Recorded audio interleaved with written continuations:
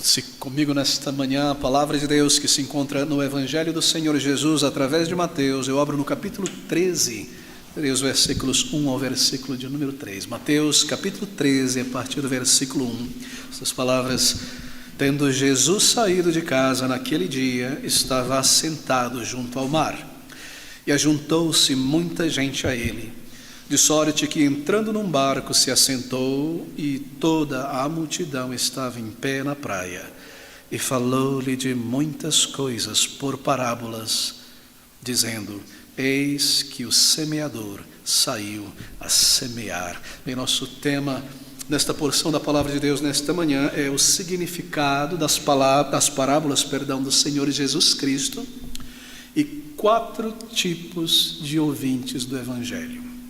Que está o Senhor Jesus Cristo nos dando a chave da compreensão de todas as suas parábolas, e nesta parábola em específico, discriminando ou separando, mostrando aos seus discípulos 4 tipos de pessoas que ouvem, de ouvintes do Evangelho da graça redentora. Bem, o Senhor Jesus Cristo, você sabe por sua leitura do Evangelho, ensinava as multidões por parábolas. A maior parte do seu ensino, na verdade, foi realizado por parábolas.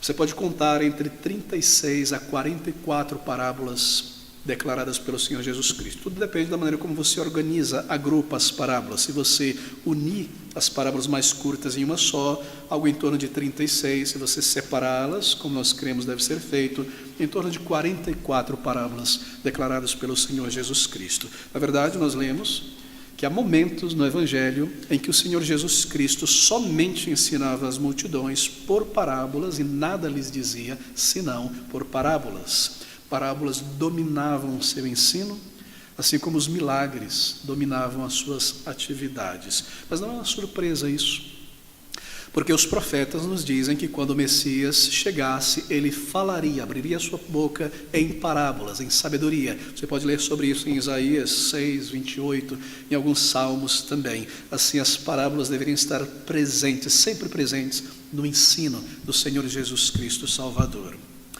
O que são essas parábolas? Bem, o termo traduzido aqui por parábolas, o original grego, traz a ideia, do grego, não é uma preposição, colocar-se algo do lado de algo. Uma coisa ao lado de outra coisa, em paralelo, com o intuito de comparar uma coisa com outra.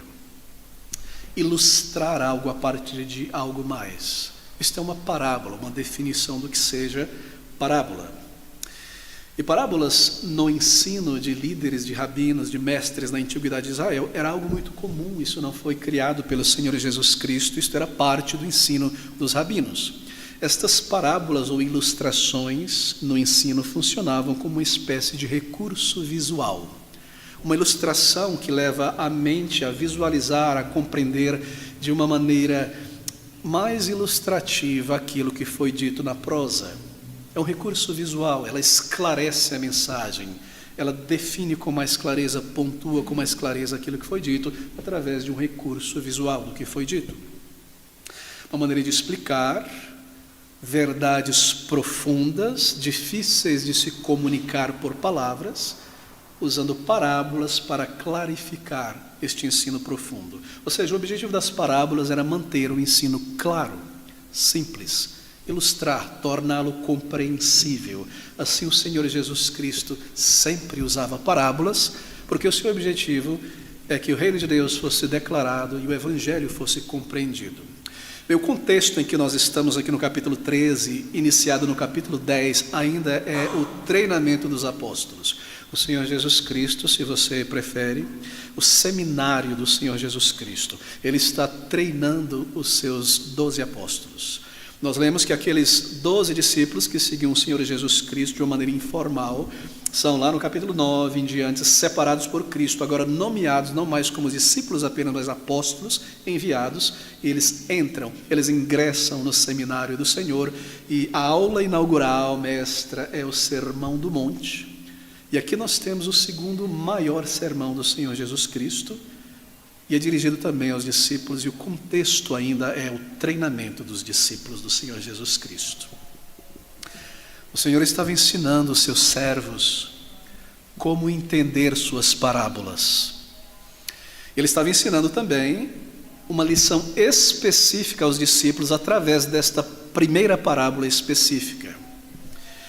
Por meio desta parábola, ele irá ensinar os discípulos a compreenderem todas as demais parábolas. Aqui estão os discípulos de Cristo, nós também, ao nos tornarmos discípulos de Cristo, aprendendo com o Senhor. E ele nos dá na mão a chave para abrir, para compreender o seu ensino em parábolas, a chave de compreensão de todas as parábolas.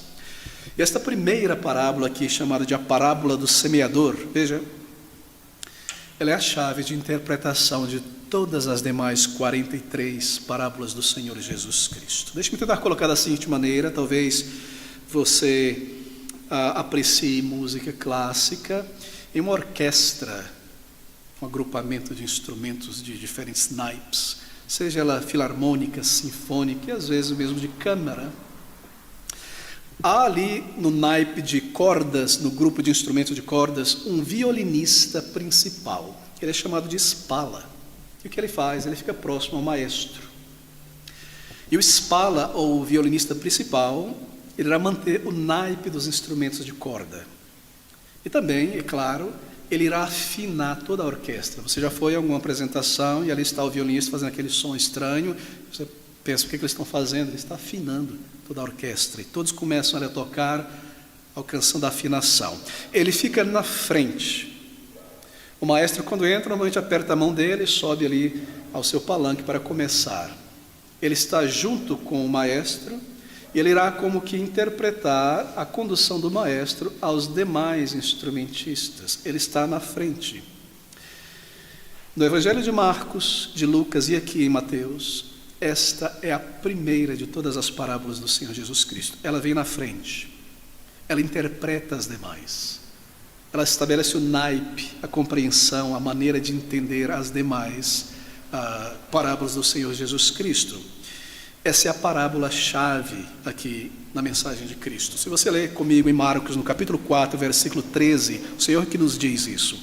Marcos 4, 13, os discípulos chegam a Cristo e lhes pergunta em particular o significado desta parábola do semeador. E o Senhor disse-lhes: não percebeis esta parábola? Como podeis entender, ou como entendereis todas as parábolas? Porque esta é a chave das demais.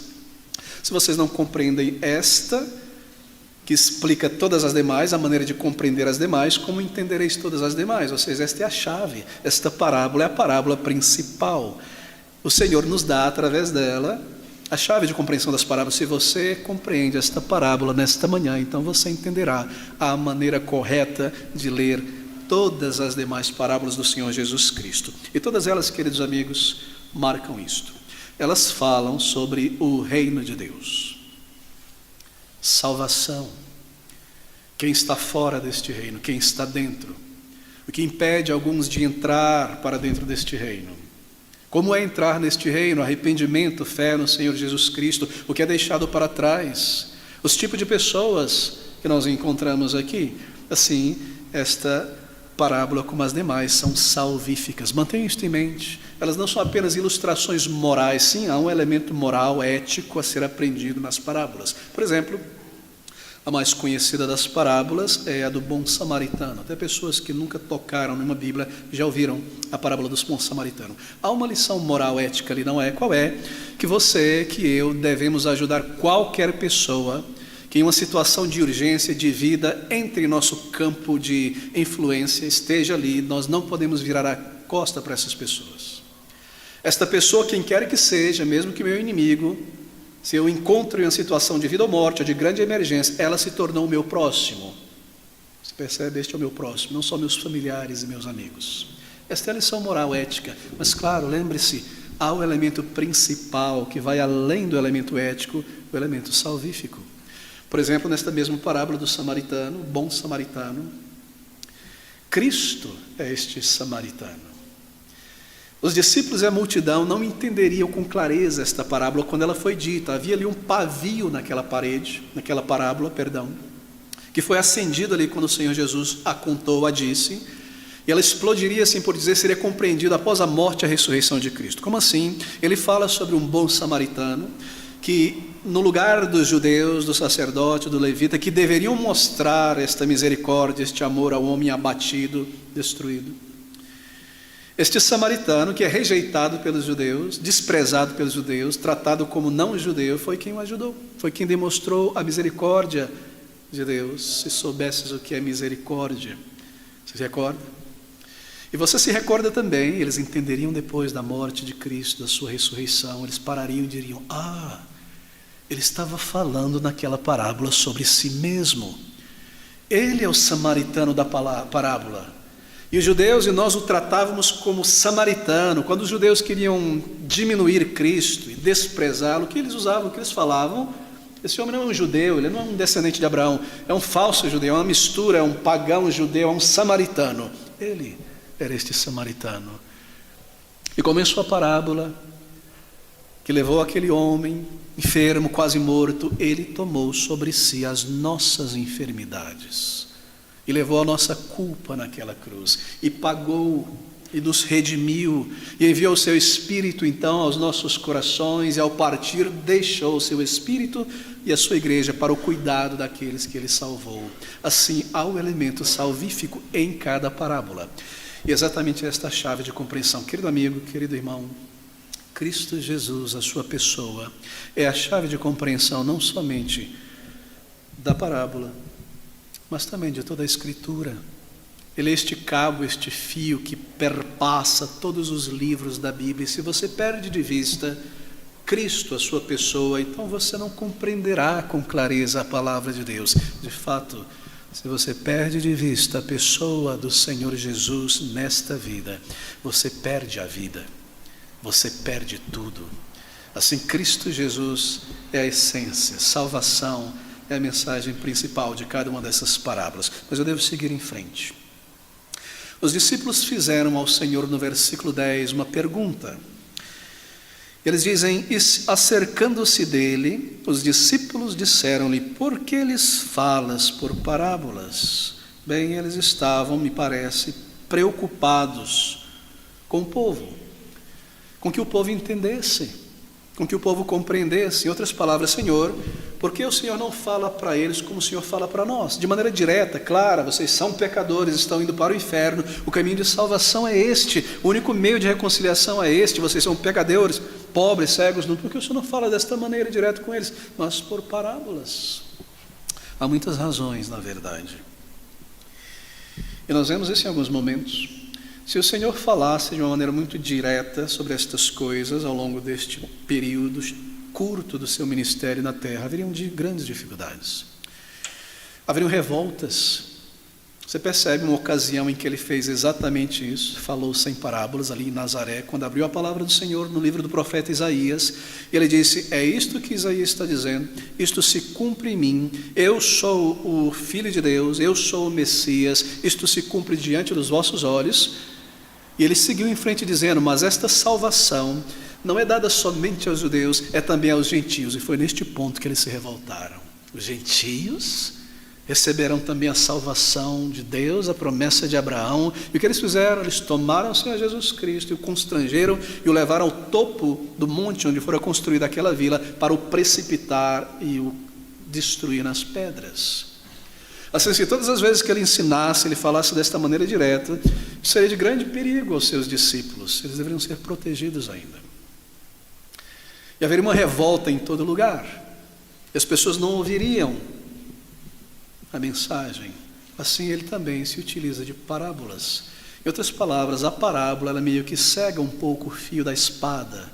Ela não vem tão cortante. Deixa-me fazer uma pequeníssima aplicação aqui, porque nós estamos falando do Evangelho, de dizer, de falar, de proclamar o Evangelho. Queridos amigos, nós às vezes, na maioria das vezes, precisamos ser assim, nosso evangelismo pessoal, no lar, nas ruas.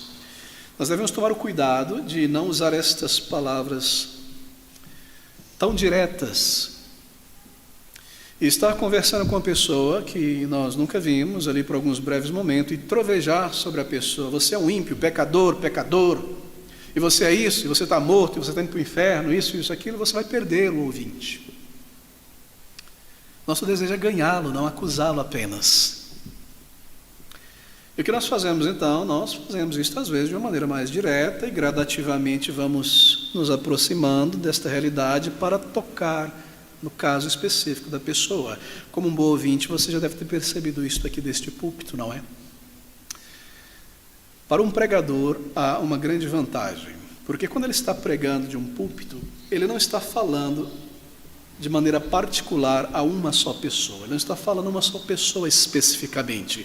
Assim ele pode ser mais direto, mais incisivo, mais cortante, palavras mais diretas, porque ninguém vai tomar para se dizer, só para mim, eu estou aqui sozinho, ele está citando o meu nome, sou eu me ofendendo desta maneira, etc, etc. Não. Mas quando nós estamos lidando um a um com alguém, então nós devemos tomar este cuidado, e assim nós entendemos isso das parábolas do Senhor Jesus Cristo. Uma boa maneira de lidar ao apresentar esta mensagem, às vezes do Evangelho, você percebe isso deste púlpito, é que nós começamos de uma maneira geral, genérica. O mundo, a sociedade, o homem pecador. Então começamos a reduzir a lente, o zoom deste foco, e as pessoas em nosso meio. De repente, eu, então você. Isso é muito melhor, não é? Porque nós estamos trazendo a palavra de salvação, a verdade gloriosa de Deus. E essa é uma mensagem de misericórdia, que deve convencer o pecador, que está cheio de orgulho e pronto a rejeitar esta palavra. Sim, há momentos em que se deve, como eu disse no púlpito, porque eu não estou falando de uma maneira específica a uma pessoa, a lei deve trovejar, é claro. Estas grandes advertências devem ser soadas com o tom em que elas são soadas aqui. Mas em nosso ministério pessoal, nós aprendemos com o Senhor Jesus Cristo e suas parábolas salvíficas. Bem, esta é uma das razões porque ele falava em parábolas, mas a resposta direta do Senhor à pergunta dos discípulos vem no versículo de número 11. Ele respondendo disse-lhes, porque a vós é dado conhecer os mistérios do reino dos céus, mas a eles não lhes é dado. Há uma palavra que deve ser destacada aqui nessa resposta. Mas a vós é dado conhecer, lhes é dado. É um ato de misericórdia de Deus, da parte de Deus para com um pecador. É Deus quem dá a este indivíduo a graça. É Deus quem vence a rebelião natural, a resistência natural de um pecador à mensagem do Evangelho. É Deus quem vence a cegueira e a surdez do pecador. É Ele quem dá esta graça. A vós é dada. É claro que Ele não está falando apenas aqueles 12 apóstolos, mas há muitos que ouviam e compreendiam e criam na palavra de Deus. É Ele quem dá a graça de vencer a nossa rebelião natural e de pôr dentro de nós preocupação com o estado de nossas almas e a eternidade e buscar ao Senhor. A vós é dado compreender estas coisas. E aqui, queridos amigos, nós chegamos no limiar de um paradoxo, né, nas parábolas do Senhor Jesus Cristo. Há aqui, talvez você tenha percebido, não só nesta, mas boa parte do ensino do Senhor Jesus Cristo e nas parábolas, algo que não parece encaixar. Há uma certa ambiguidade intrínseca no ensino aqui do Senhor Jesus Cristo, e você vê isso muitas vezes. Porque ele diz, a vós é dado ouvir e compreender. Versículo 13. Por isso, mas a eles não, por isso lhes falo por parábolas, porque eles vendo não veem. Mas espera aí, as parábolas não são para clarificar, para que se veja melhor? Para que ouvindo não ouçam, não ouvem, nem compreendam. E nele se cumpre a profecia de Isaías que diz, ouvindo ouvireis, mas não compreendereis. E vendo vereis, mas não percebereis. Aqui está o paradoxo. Aqui está esta, se eu posso colocar neste termo, esta ambiguidade que vem junto com cada parábola no ensino. Como assim? Bem, ele diz para que os que pensam que compreendem, não compreendam. É isso que ele quer dizer. Ele se refere a pessoas que ouvem, se assentam para ouvir o Evangelho de Cristo, mas elas são cínicas e irônicas ao ouvirem. E elas se sentam relaxadamente como pessoas superiores à palavra de Deus para julgá-la, para interpretá-la da sua maneira e colocá-la de lado e rejeitá-la. Elas se assentam como juiz para ouvir a palavra. Eu já sei onde este pregador quer chegar. Eu já ganhei, já sei onde ele chega. Não vai me enganar. Eu já entendi, já ouvi isso muitas vezes. E essa mensagem não me convence. E pode vir de qualquer maneira. Eu estou com meus ouvidos fechados intelectualmente e meus olhos eu fecho para não abrir. Eu julgo esta mensagem. Eu sou cínico a respeito disso. Todos são hipócritas. Esta história de perdão, de arrependimento, eu estou acima destas coisas. Por isso lhes falo por parábolas, porque eles vendo não veem, e ouvindo não ouvem, nem compreendem. E neles se cumpre a profecia de Isaías, que diz: ouvindo ouvireis, mas não compreendereis, e vendo vereis, mas não percebereis. Você compreende aqui? Ele segue dizendo, por quê? Porque eles ouvem, mas não compreendem.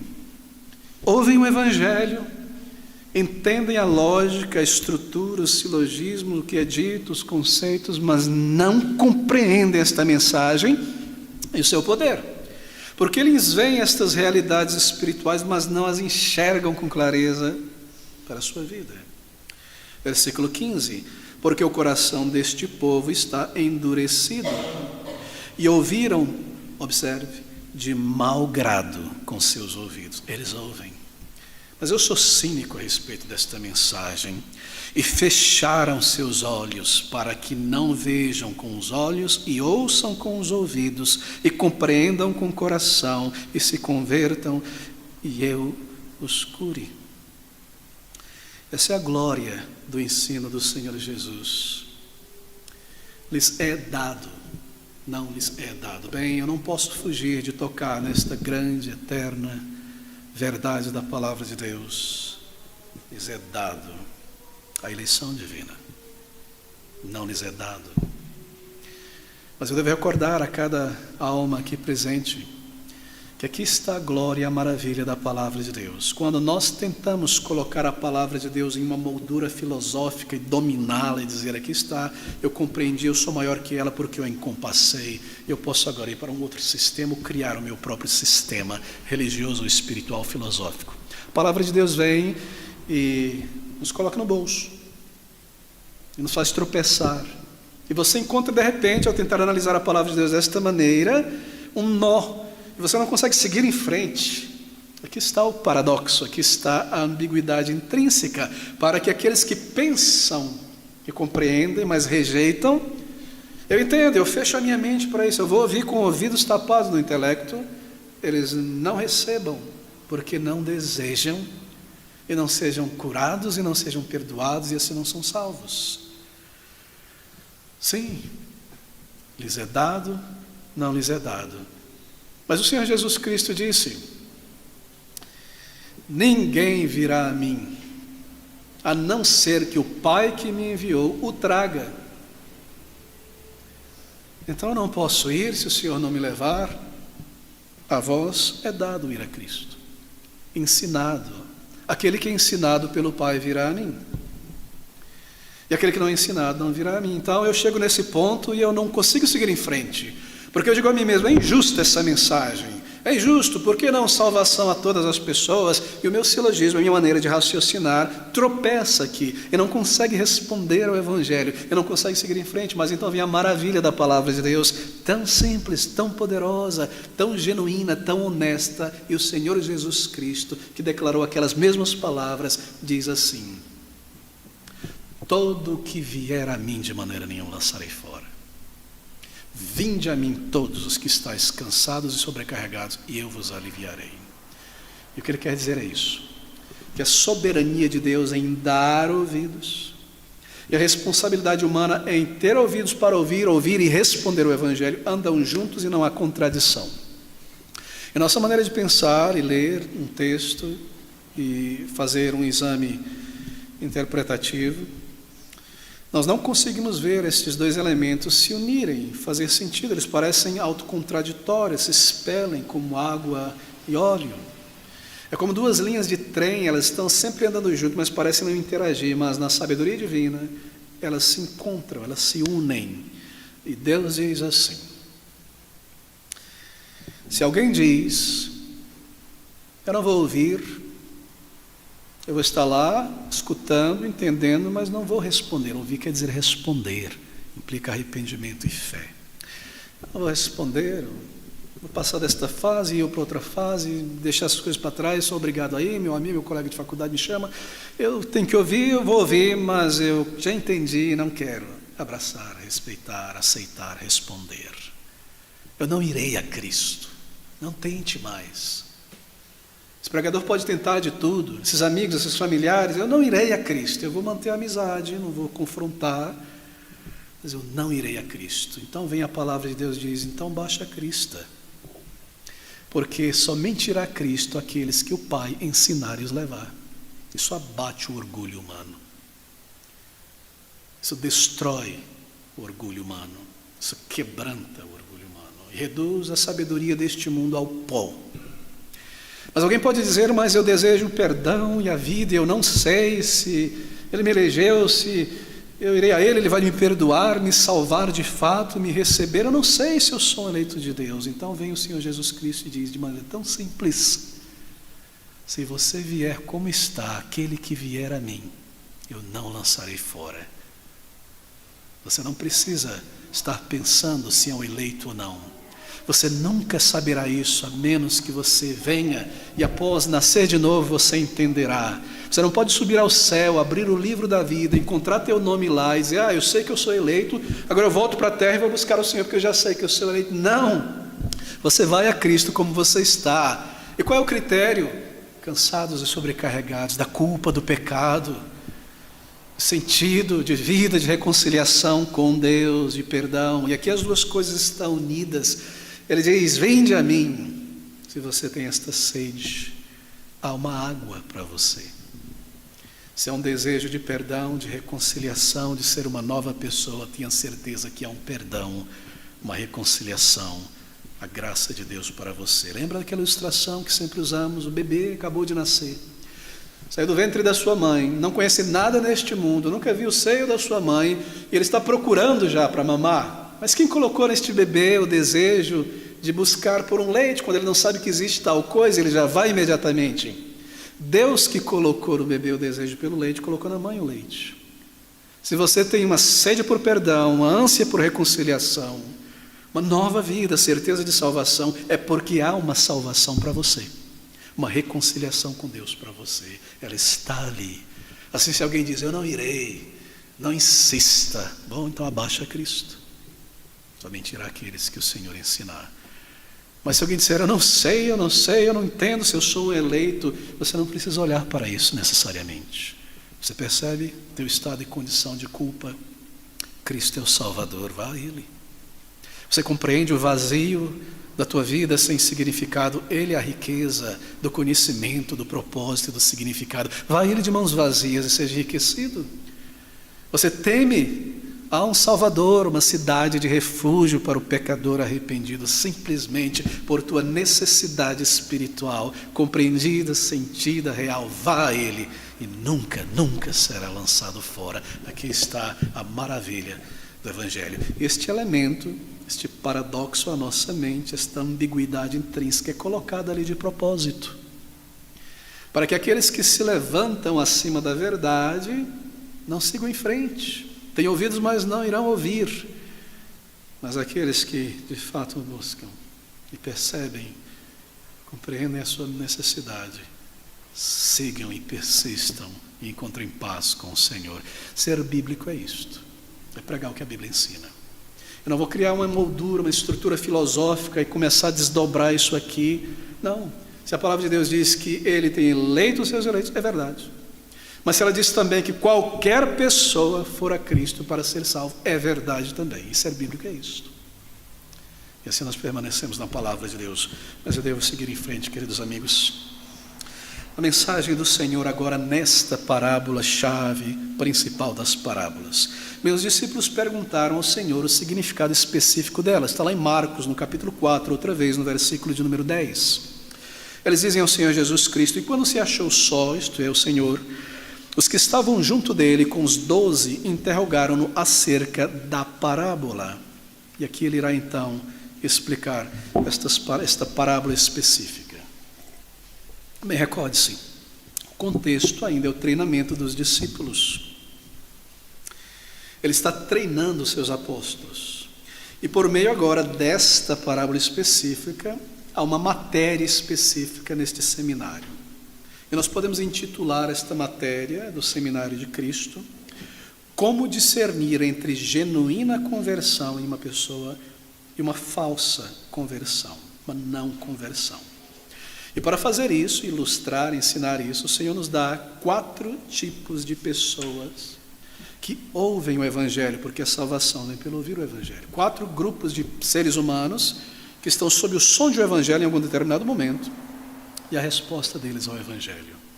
E os apóstolos irão entender como discernir entre uma conversão genuína e uma falsa. E, queridos irmãos, volte aqui, do passado para o presente. Isto é para você e para mim como crentes. Nós precisamos aprender isto, a discernir entre uma falsa, uma não genuína e uma genuína conversão.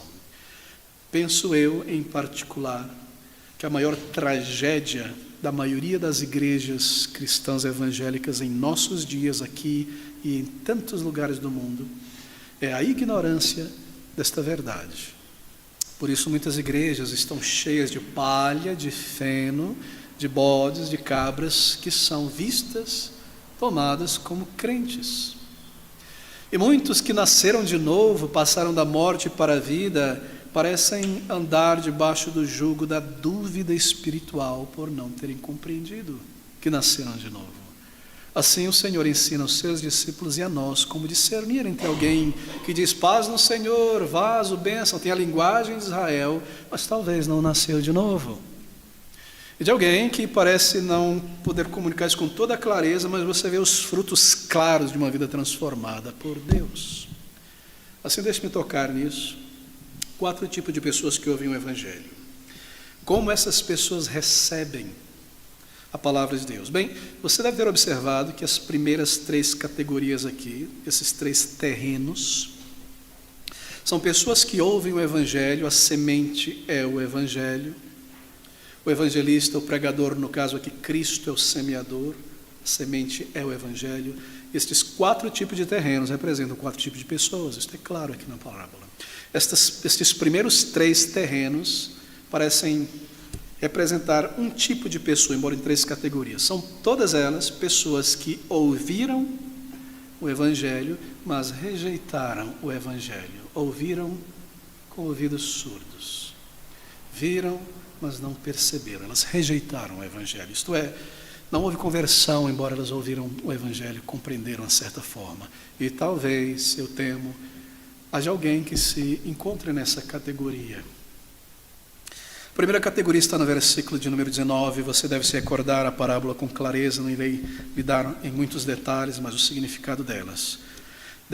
Ouvindo alguém, escutai, pois, vós a parábola do semeador, a interpretação, o ensino. Versículo 19, ouvindo alguém a palavra do reino, a semente é lançada, e não a entendendo, vem o maligno e arrebata o que foi semeado no seu coração. Este é o que foi semeado junto ao caminho. Ouvindo e não entendendo. Volte ao versículo 15. E ouviram de mau grado com seus ouvidos, e fecharam seus olhos, para que não vejam com os olhos, e ouçam com os ouvidos, e compreendam com o coração, e se convertam escura. E ouvindo alguém a palavra do reino, e não a entendendo, ouvindo de mau grado, vem o maligno e arrebata a palavra. Lucas, por exemplo, ele nos informa algo mais ele adiciona algo mais que o Senhor disse nessa parábola e quer que nós saibamos de algo mais que o Senhor acrescenta aqui neste primeiro grupo. Lá no capítulo 8, se você abrir rapidamente, no versículo de número 5, Lucas capítulo 8, versículo de número 5, ele diz o seguinte sobre essa primeira categoria. E perguntou-lhes quantos... estou em Marcos, mas em Lucas. Capítulo 8, versículo de número 5.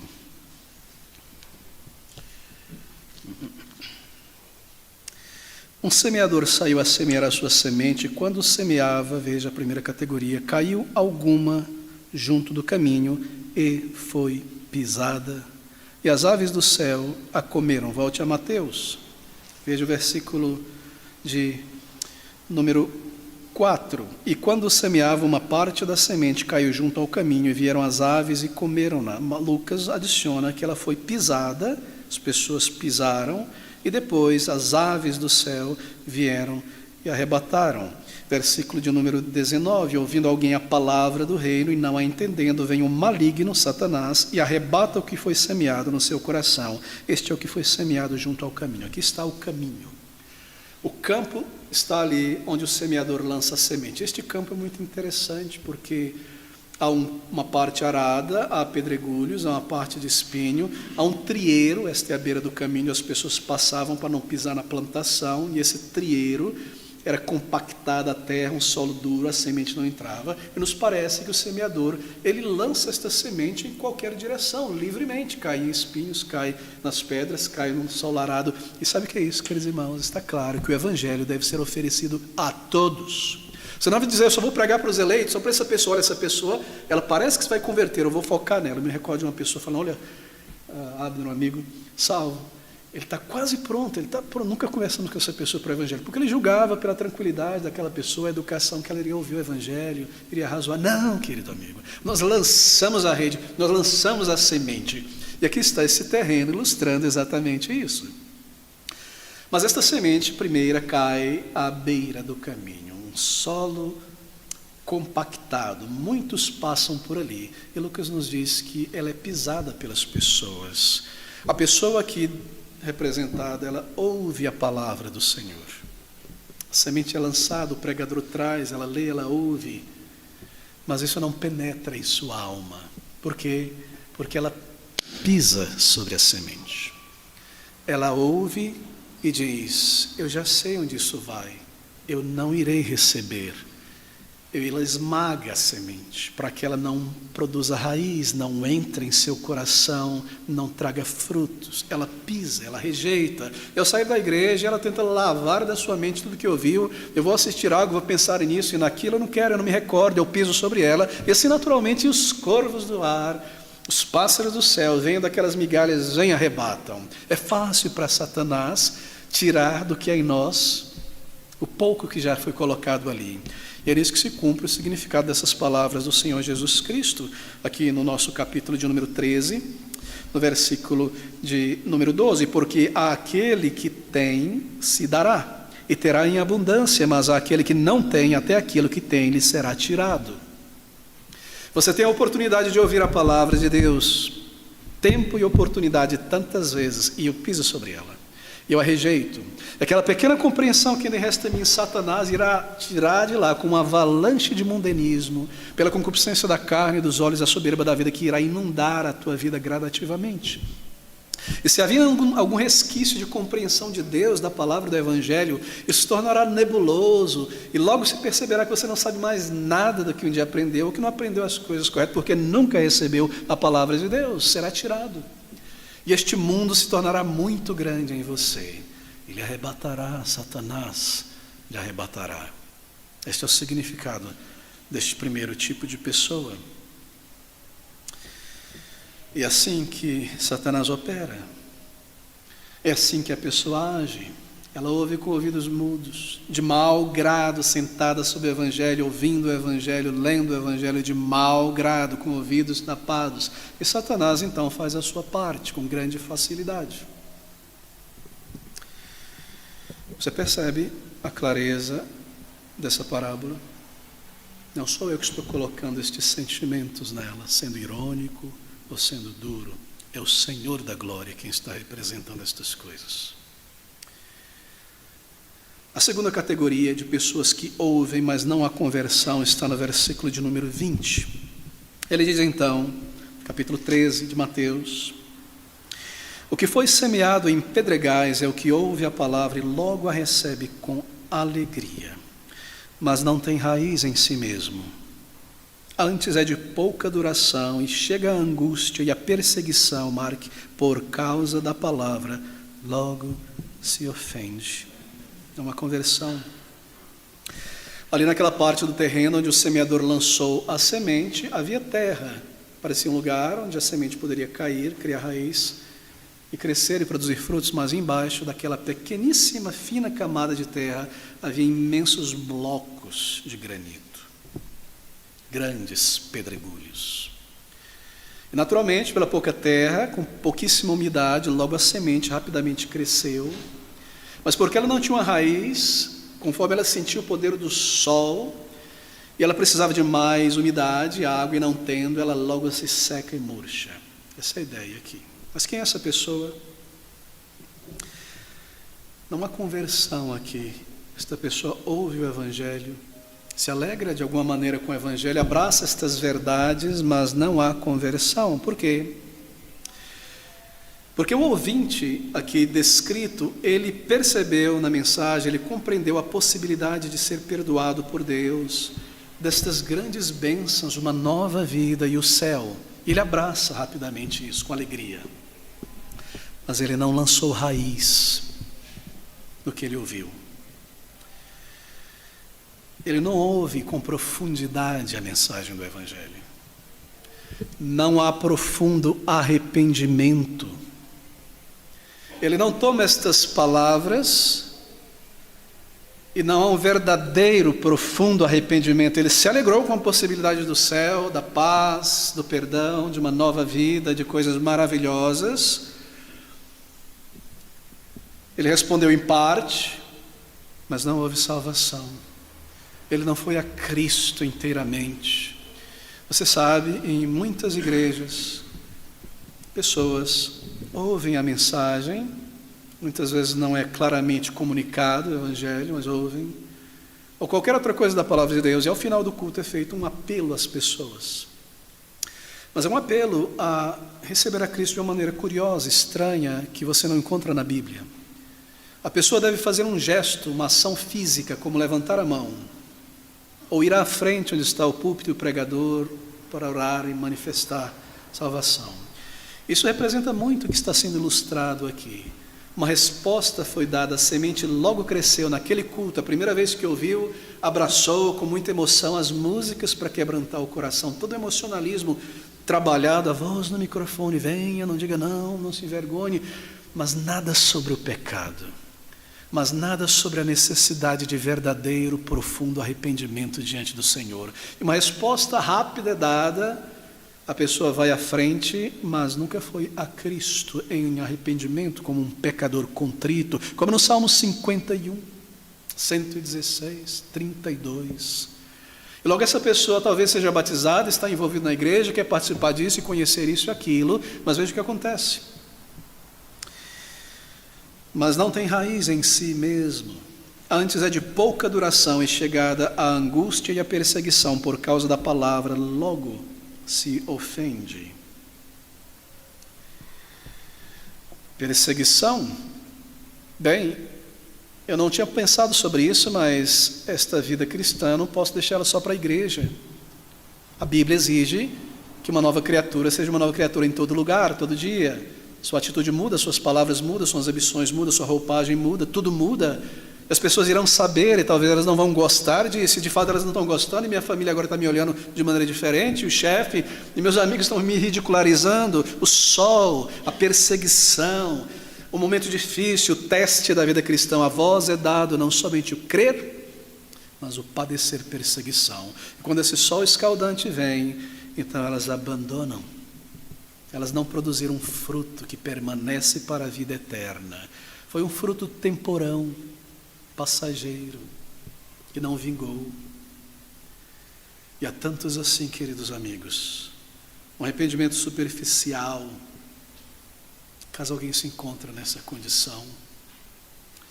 Mas deixe-me correr, a terceira categoria está no versículo 22. E o que foi semeado entre espinhos é o que ouve a palavra, mas os cuidados deste mundo e a sedução das riquezas sufocam a palavra e fica infrutífera. Um terceiro grupo de pessoas que ouve o evangelho, mas não há conversão. Ali está.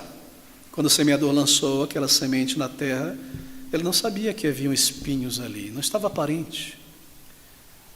Ou o joio, que é uma erva daninha, mas conforme aquela semente começou a produzir, então mais rapidamente cresceram os espinhos e a sufocam, isto é, a cobrem, a cercam, e não há sol, não há luz, e ela murcha, ela morre. Essa é a ilustração. Ele nos diz que esta pessoa, ilustrada aqui, semeada entre espinhos, é o que ouve a palavra, mas os cuidados deste mundo e a sedução das riquezas sufocam a palavra e fica infrutífera. Ela não produz o fruto genuíno do verdadeiro arrependimento, o novo nascimento. Bem, a intenção aqui, é claro, lembre-se, é ensinar os apóstolos, é ensinar o povo de Deus. Há uma palavra aqui, cuidados desta vida, deste mundo, mas não é uma tradução muito clara. No original é a porção, mas a porção, o lote, a parte deste mundo, dessa cultura, desta vida, e a sedução das riquezas, a parte, o lote, as distrações deste mundo. Estes espinhos falam sobre o apego desta pessoa ao mundo. Ela ouve o evangelho, mas ela está apegada ao mundo. E o mundo cresce em sua estima juntamente com a sua compreensão do evangelho. Mas o mundo se torna maior e sufoca e a arrasta de volta para o pecado. O Senhor Jesus Cristo declarou isso de uma maneira mais direta. Ele disse: não podeis servir ao Senhor e a Mamon, as riquezas. Eu quero ser convertido por Cristo. Eu quero o céu, eu quero esta nova vida de segurança e certeza, a vida eterna. Mas também eu quero este mundo. E todo o seu entretenimento sujo e carnal e ante Deus, eu quero beber disso todo dia, eu não quero deixar isso. E assim não há renúncia do mundo. Eu quero a vaidade deste mundo, eu quero ser visto. Os espinhos crescem juntamente com o conhecimento da palavra. Eu quero a minha parte, a minha porção, o meu lote deste mundo, aquilo que o mundo me pode oferecer, o melhor desta vida pecaminosa. Eu quero ter, eu quero Deus, sim, eu compreendo, mas eu não quero largar isto, eu quero junto. E assim, naturalmente, um Senhor prevalece, porque o meu coração ainda está lá. É fácil este mundo me trazer de volta, me levar de volta. Não foi um fruto genuíno, não houve um verdadeiro arrependimento. Eu não virei as costas por inteiro para este mundo. Eu deixei um pé lá, um laço ali, as possibilidades abertas, as duas portas abertas, para quando eu quiser, puder, eu pulo de volta e eu volto. Simplesmente não houve fruto, diz o Salvador. Ele segue dizendo: e a sedução das riquezas. Bem, não significa apenas dinheiro, porque no original significa recompensa, algo que traz plenitude, preenchimento, as recompensas que este mundo pode me dar. Eu quero a Deus, mas eu quero também de todo jeito o sucesso econômico em meus empreendimentos. E estas coisas me dominam. Eu não estou na casa do Senhor quando eu deveria, nem na obra do Senhor. E eu continuo me entregando à busca de um sucesso econômico, e gradativamente este sucesso, como um espinho, começa a me furar. Cristo diz que muitos em busca de sucesso econômico foram traspassados por muitas dores e problemas, e grandes perdas, e grandes dores, e preocupações, e palpitações cardíacas. Por quê? Porque eu quero a Deus, o reino de Deus, mas eu quero também sucesso na minha carreira, sucesso econômico. Eu quero o que este mundo pode me dar e me oferecer. Eu quero status. Eu quero o conforto e a tranquilidade material total que eu possa ter aqui. E estas coisas começam a tomar a minha mente. A minha mente está nos catálogos. E como melhorar isso, e ter mais isso e aquilo, e mudar isso, e ampliar isso. Eu quero a Deus, mas este mundo também. E assim é sufocada esta semente. Talvez alguém busque uma qualidade de vida, abundância, plenitude, ter, possuir. Eu não posso servir ao Senhor porque eu preciso usar dos meus bens e estar viajando o tempo todo e curtindo tantas coisas e me envolvendo com certos ambientes que me tornam uma pessoa talvez mais vaidosa, mais acima dos outros. Eu vou sendo sufocado e aquele desejo de perdão e salvação vai minguando e minguando e minguando. E eu retorno a estas coisas. Há pessoas que permanecem assim na igreja por anos. Este mundo em paralelo ao desejo pelo céu. Talvez alguém esteja preocupado demasiadamente com sua estética, com sua beleza. E eu quero ser visto. Como as pessoas vão me notar? Sim, eu vou ouvir o Evangelho, mas eu também estou muito preocupado como as pessoas vão me ver e me notar. Caso eu estou belo, bela, vou ser visto, que as pessoas vão falar de mim quando elas me verem usando esta roupa, aquela. Eu vou me projetar como uma pessoa de estética e moderna, o que quer que seja, e de grande isso, e de grande aquilo, etc. Eu estou muito preocupado com isso. E assim eu não posso ouvir o Evangelho, porque a todo tempo, conforme o pregador prega, eu estou olhando para a minha sandália nova, e meu novo relógio, como eu estou aparentando, o que eu vou falar depois do culto para aquela pessoa, a minha mente está em outro lugar. Não, um profundo arrependimento, um profundo desejo. Os espinhos. Na verdade, o termo no original, sufocar, também não é forte. O melhor termo seria: os espinhos a estrangulam. Essa é a força do grego. Tudo aquilo é estrangulado dentro de mim e morre. A minha mente não está ali. Quão triste, queridos amigos, essa situação. E o Senhor divide pessoas nessas categorias. Acaso há ainda alguém aqui nesta categoria? Mas há uma quarta categoria de ouvintes, tão diferente, que produz um fruto verdadeiro para a vida eterna. Mas o que foi semeado, versículo 23, em boa terra, é o que ouve e compreende a palavra e dá fruto. E um produz 100, outro 60 e outro 30. Aquela terra onde a semente caiu, era uma boa terra. Mas como uma boa terra? Bem, naquela porção de terra onde foi lançada a semente, ali não havia pedregulhos, eles foram tirados. Não havia restolhos de raízes podres, não havia espinhos e ervas daninhas. A terra foi cortada, ela não era compacta, dura. O disco do arado cortou e amaciou e moveu aquela terra. E quando a semente cai ali, então ela entra na terra e ela germina. Eu busco ao Senhor para ouvir o Evangelho.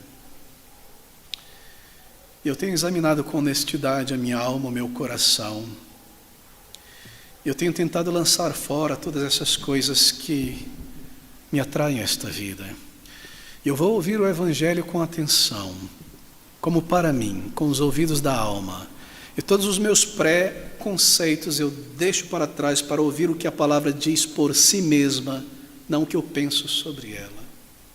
Eu entendo a minha necessidade de perdão, que eu sou uma alma eterna, criada à imagem e semelhança de Deus, mas eu vivo longe de Deus, eu não o conheço em minha alma, eu não tenho um relacionamento próximo, real, aquela paz, aquela certeza de vida eterna. E este mundo, mas eu tiro estas coisas, este mundo é tão forte, eu arranco. Eu sei que eles estão comigo, e amanhã, segunda, terça-feira, e tantas coisas, eu vou ouvir o Evangelho. Quando eu sentar, eu vou tirar da minha mente estas coisas para buscar de fato e cavar esta palavra, encontrar este ouro. Esse terreno foi preparado, colocado em palavras simples. Ouvem de bom grado com seus ouvidos, abrem os seus olhos para que vejam, para que ouçam, para que compreendam, para que se voltem a Deus, se convertam. E como dizem Lucas, e eu os perdoe, e sejam curados, sejam salvos. Este é o terreno. 4 tipos de terrenos aqui. Os tipos de ouvintes. Os apóstolos não deveriam confundir as pessoas. O pregador não pode deixar o ouvinte confuso. Uma pessoa entra para ouvir o evangelho e ela sai dali, o que é isso é para mim? Eu sou quem? O que a Bíblia diz sobre? Não sei, vou e volto do mesmo jeito. Eles deveriam discernir, e serem aptos a lançarem esta semente.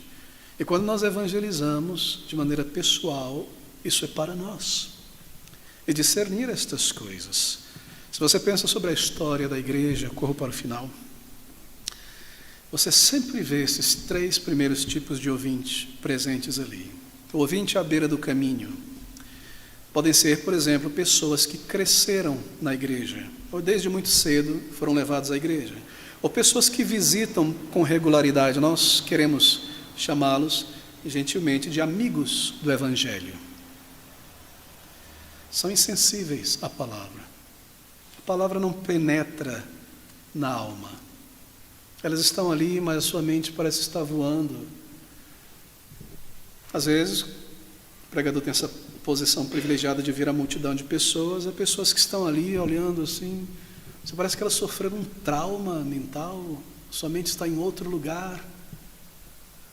Alguém se senta ali e o culto passa, a mensagem segue a todo tempo, a pessoa decidiu não ouvir, e ela olha para lá, e olha para cá, olha para cá, e para lá, e eu não vou ouvir. Pessoas que crescem na igreja, passam anos indo e não são tocadas, a palavra não penetra em suas almas, mas muito um dia percebem isso. E de repente elas dizem, eu preciso ouvir com honestidade essa palavra. Sou eu descrito, eu sou este pecador, eu vivo na prática do pecado. Eu tenho vindo aqui toda essa vida porque o que eu estou fazendo aqui? Qual o significado disso? É só cumprir uma rotina, eu cresci no meio desta rotina? Eu estou entendendo essa mensagem, ela é real, ela é verdadeira, sou eu que sou descrito aqui. E elas respondem o evangelho e produzem frutos. Então, o solo rochoso ao longo da história, pessoas tímidas, são pessoas acanhadas para abraçarem o evangelho, são crentes nominais, são como as pessoas mornas, nem frias nem quentes, elas estão lá meio cá, não há vida, é um ouvinte, é educado, está na igreja, creio e concorda, se considera um cristão, mas não há vida na alma, é formalismo polido, não há nova vida ali. Eu não quero me comprometer por inteiro, isso vai tirar minha liberdade, eu sei onde essas coisas podem me levar, há rochas terríveis ali dentro, um coração duro, resistente.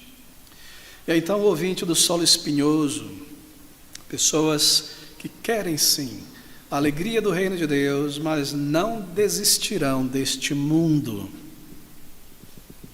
e dos seus prazeres e alegrias fugazes, e da curtição e da treta, como se diz hoje em dia, e da concupiscência da carne, dos olhos, da soberba da vida, e a vaidade, e o sucesso econômico a todo custo, etc, etc. Eu quero o reino de Deus, mas eu não renuncio a este mundo. Então, é claro, são pessoas que continuamente bebem deste mundo, e ouvem a palavra de Deus, bebem dela, então bebem do esgoto deste mundo ao longo da semana. Todas as suas novelas horríveis e absurdas, e as suas músicas e filosofias, e entretenimentos hollywoodianos, imorais, anti-Deus. Eu bebo com prazer dessas séries, dessas coisas. E eu visito esses lugares e a minha busca é por isso, por aquilo. Eu quero ser isso e ver isso e ter isso. Eu quero este mundo e eu quero Deus também. E assim é sufocado ao final. E não produz um fruto de arrependimento genuíno, não percebeu a gravidade do estado, não houve uma resposta inteira, não houve renúncia verdadeira. Mas também, queridos amigos, ao longo da história, milhares, centenas de milhares de ouvintes de boa terra, pessoas que ouviram a palavra de Deus e responderam à mensagem do evangelho.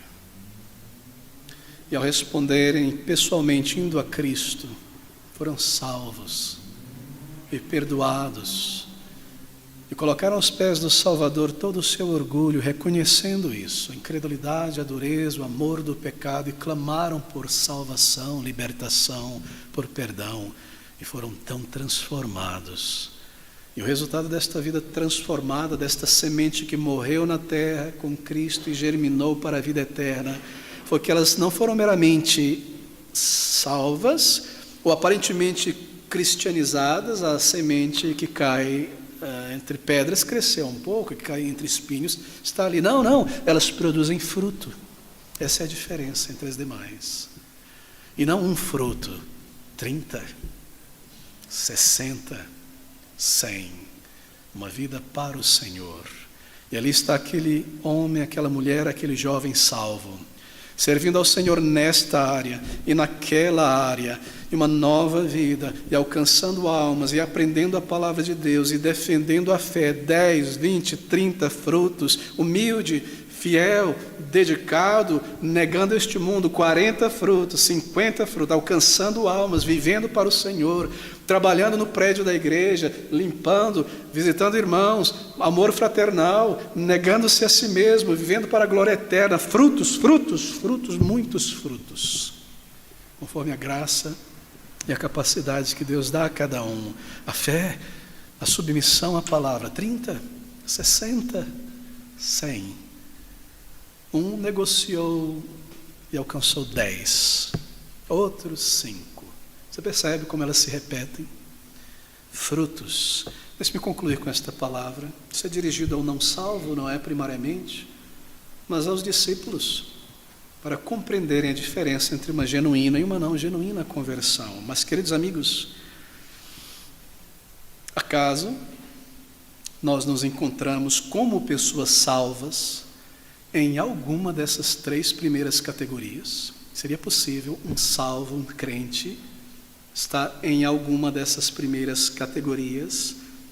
A categoria do solo compacto, duro. Sim, é possível. É temeroso, mas é possível sim. E você foi salvo. E os anos foram passando. E aos poucos você se tornou acostumado com as verdades eternas. E como aquele solo, os desafios da palavra de Deus não penetram a sua alma. E você não muda para agradar a Deus. E você não produz um fruto. E a palavra de Deus repreende o teu orgulho e você permanece um solo duro. Você já não é mais tocado pelos desafios da palavra de Deus. As glórias do reino se empalideceram, você esqueceu a brevidade da vida. As promessas de Cristo já não soam na tua alma e te fazem regozijar. O tempo passou e você se acostumou, e aos poucos talvez Deus se tornou tão familiar, e o pecado também se tornou, porque fala-se tanto, ele se torna talvez alguém próximo. Eu começo a dialogar com ele e a me entregar ao pecado e dizer: não, essas coisas não são terríveis assim, um pouquinho disso, um pouquinho daquilo, e você não está mais sensível ao chamado de Cristo, às declarações da palavra de Deus. Permaneceremos no pecado para que a graça abunde? Talvez um pouco. De maneira nenhuma. A semente penetra na alma, e eu digo não. Ou talvez um crente seja este, salvo de verdade, mas um solo rochoso ali embaixo. E é sempre uma resposta superficial às coisas de Deus. E no serviço do Senhor não há continuidade. Por algum tempo, pouco tempo, e você não vê mais a pessoa. E ali está aquele fogo, aquela dedicação, e o tempo passa, e cadê? Mornidão, frieza, nenhum fruto, nenhum envolvimento. Altos e baixos na vida cristã. Vai produzindo fruto, ele é temporão, ele não é completo. A obra do Senhor é iniciada e não é concluída. Um crente salvo entre espinhos. Por quê? Porque os cuidados desta vida se tornaram tão grandes sobre mim.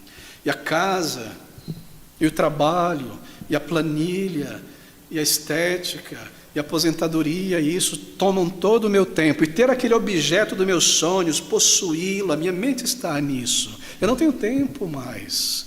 Se eu estiver disponível, eu sirvo ao Senhor. Não há frutos. Ele é rápido, ele é passageiro, ele não permanece. Será que há algum crente no Senhor Jesus Cristo que se enquadre, que esteja vivendo nessa posição? Oh, queridos amigos, alguém que caiu, não é? Pedras, espinhos, à beira do caminho. E o Senhor está voltando. Se esse é o caso, se há algum irmão na fé, ou irmã na fé que se encontra nessa situação, ore ao Senhor com urgência. Suplique a Ele que Ele sensibilize outra vez o teu coração. E que as coisas do reino de Deus se tornem novamente as verdadeiras, as maiores, o motor, o motivador, e consumam a mente, o coração a cada semana. E tudo mais seja manutenção, e não objetos para o ego, mas para o uso. E o reino de Deus tome a maior porção da nossa mente, recurso, tempo, emoção, trabalho, estudo, movidos, tocados outra vez, produzindo frutos para a glória de Deus. E o amor fraternal ferva outra vez. E o interesse real pelo povo de Deus e pela obra e o andamento do Evangelho no mundo e nesta cidade, as igrejas de Cristo, outra vez tome a nossa preocupação. E tudo aquilo que nos afasta do Senhor, ou qualquer daquelas manchas e traços em nós que são da velha natureza, não refletem Cristo, orgulho, soberba, a dureza, a frieza, o distanciamento, sejam lançados fora, e hajam então frutos. E então, queridos amigos, lembre-se, é um semeador que lança a semente no campo de Cristo. E nós chegaremos na presença do Senhor com cestos para apresentar aos pés de Cristo. Uma vida para Ele, uma vida para o Senhor, em nossa pequenez e nossa fraqueza, produzindo frutos para o Senhor. Não é maravilhosa esta parábola? Discernir entre uma genuína conversão e uma falsa. Sermos tocados, movidos pela palavra do Senhor até o final. E se ela não está penetrando nossa alma, clame. E se há algum torpor na mente, no coração, nas sensibilidades, lute, vença, arranque isso, clame ao Senhor e Ele te dará graça. Este fruto, esta semente irá quebrar os espinhos e o solo pedregoso e germinar para Cristo uma vida de verdadeiro propósito, uma porção completa do reino de Deus, servindo ao Senhor, sendo útil, a melhor vida, o melhor desta vida do reino, agora, nesta jornada, para Cristo, e então o melhor de tudo, a eternidade com o Senhor.